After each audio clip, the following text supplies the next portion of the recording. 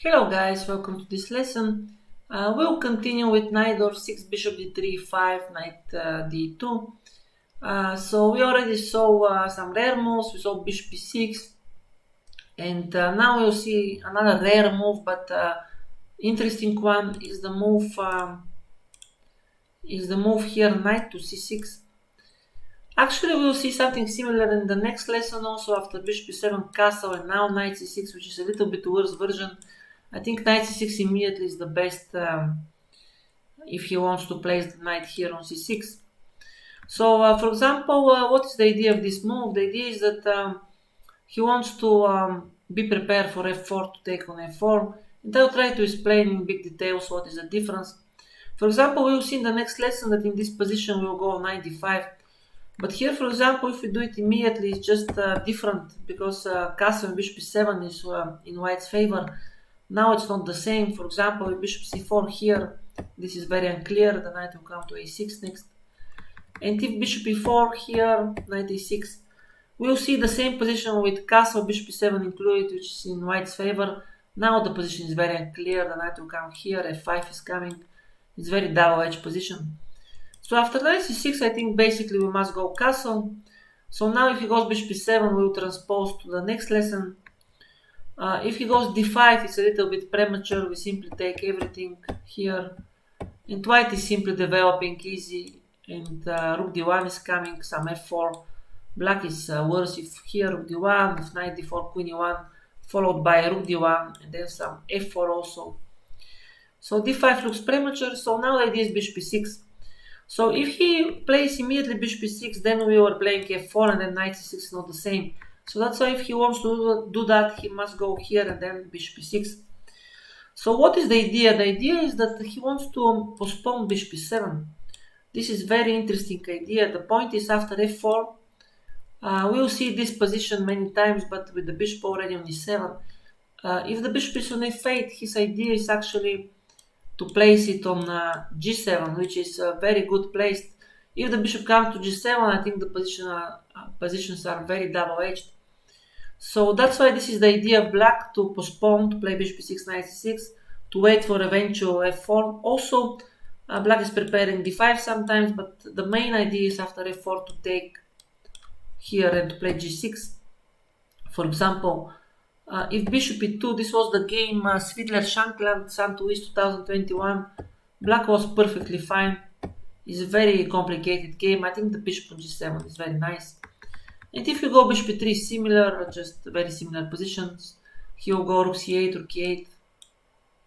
So that's why here we also want to wait, and the move that I suggest is king h1. And you should keep in mind that this is a completely new position. I think only one game was played in this position, but not a very serious one, not with very strong players. So it's completely new position. Maybe black is fine if he knows everything, but it's very difficult. So the whole point is that we want to wait for this bishop e7, and after bishop e7, f4, this is transposing to something that we'll see in the next lessons. This is a very important position for the whole line. So, but if he wants still to play with g6, it's not so simple. If he goes immediately, then the point is we didn't play f4, so now we will play bishop g5 first, f4, and then we will take with the knight. And this is different story. For example, h6, take here. This looks pretty dangerous here, rook d1. After knight e5, some bishop e3. I mean, this pawn is hanging all the time. I think black is in serious danger. So after king h1, another option is to go knight b4. It's also a strange move. We don't care about this bishop so much. We go f4, take b3 to prevent bishop c4, bishop e7. So now we have some choices. We can even go a4, just continue to play slowly. But also we can play f5. I like very much this idea. b5 to prevent c4. But then this knight has fantastic square here.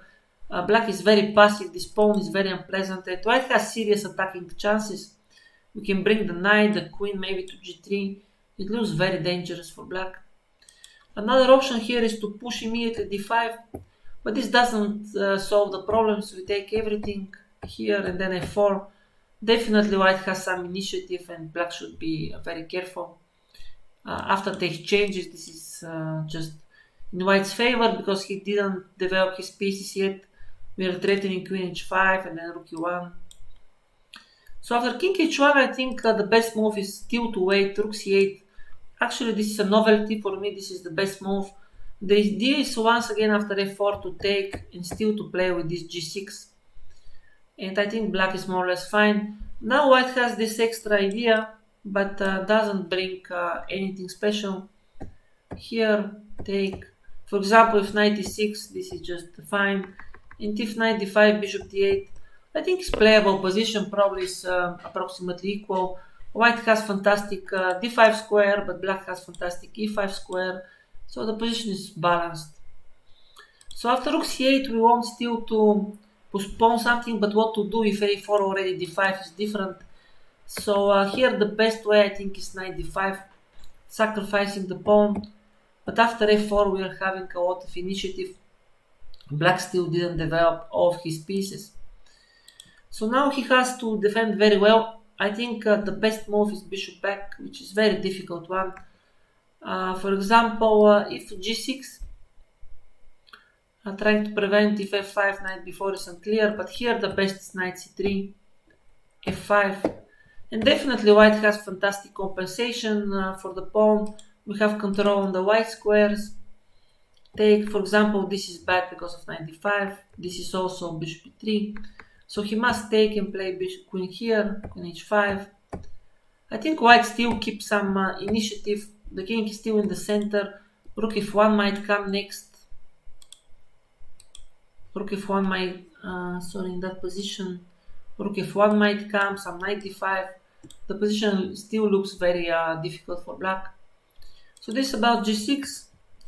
Another option is knight e7, strange move, but possible. Then we go knight here and f5. For example, queen f3, d5 is unclear, if f5, e4, if take knight g6.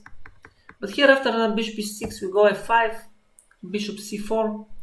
Bishop d7 is definitely very bad. We have some choice now. We can go even f6 probably. Looks very tempting. But we can simply go bishop g5, f6, and this is just clear advantage.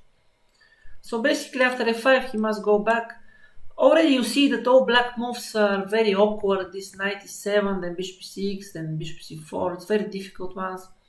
So now we have some choice. We can go f6, maybe interesting. But actually I prefer to go queen f3 here. If queen d7, this is just bad. So he must go f6, now we go here. And bishop e4, of course, we are not afraid of giving up this rook. Take. Now actually we have some choice. We can even simply take.